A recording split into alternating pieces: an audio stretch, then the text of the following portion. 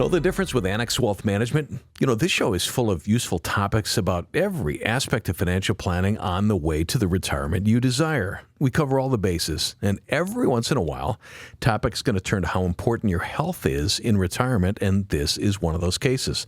Tom Berkholtz is a senior financial planner, CFP, and a team lead with the Annex Wealth Management financial planning team. Welcome back. Hey, Danny. This topic has been on your mind recently. How come?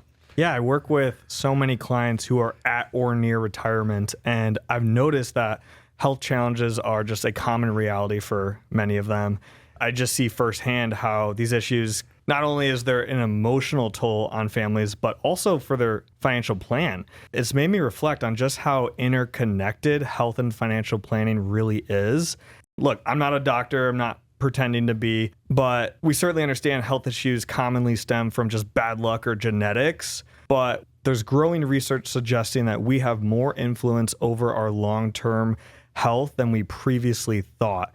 It really comes down to the classic lifestyle choices we always hear about: diet, sleep, and exercise. We talked about this. You mentioned health as a tax strategy that people aren't considering. And as you say, staying healthy important, especially you want to save, as you say, a shocking amount of taxes over a lifetime. That's right. I'm in a lot of meetings building out tax strategies for couples. We can create this beautiful multi-year tax plan that saves them all these taxes and looks great on paper. But if one spouse ends up passing away too soon, the entire thing can really unravel quickly. And then the surviving spouse often ends up paying significantly more in taxes over their lifetime. Sometimes we see hundreds of thousands of dollars of increased tax over someone's life. Yeah, so it's a tax strategy, not just a lifestyle choice. Let's talk about the power of filing taxes jointly and why staying married keeps you in a better tax bracket. Right. Yeah, there are built-in advantages to the married filing jointly tax status. So you get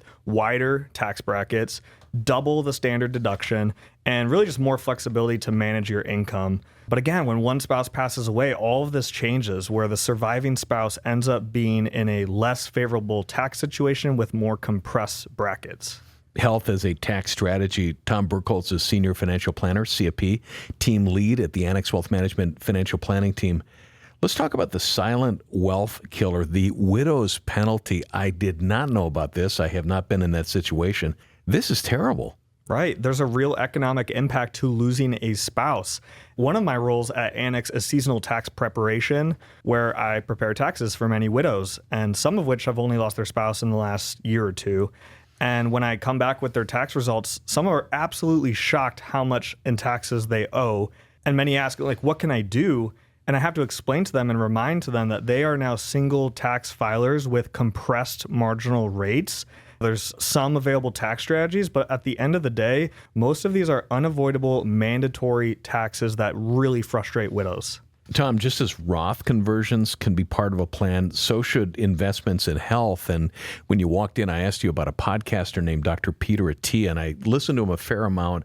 And at first, he was talking a lot about longevity. And I thought, well, really, do people really want to live to be 120? And that's not what he was talking about. He was talking about keeping our bodies healthy so that when something does happen, we can withstand it better.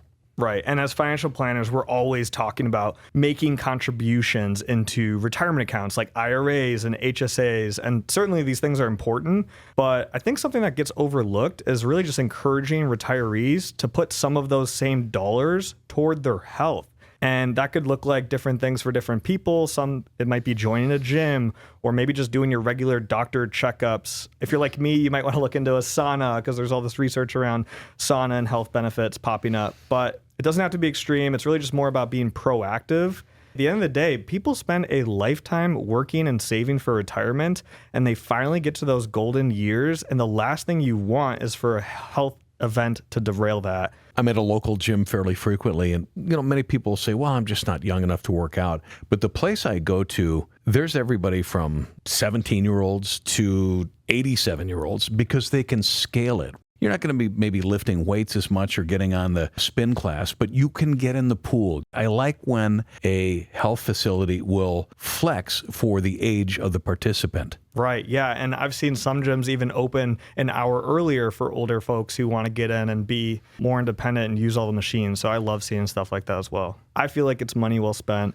Nobody can control everything. Health, wealth, more connected than we realize. As Tom says, thoughtful choices about your well-being can pay long-term dividends, not just quality of life, but your tax picture too. Tom Berkholtz is a senior financial planner, CFP, also a team lead with the Annex Wealth Management financial planning team. Thanks. My pleasure.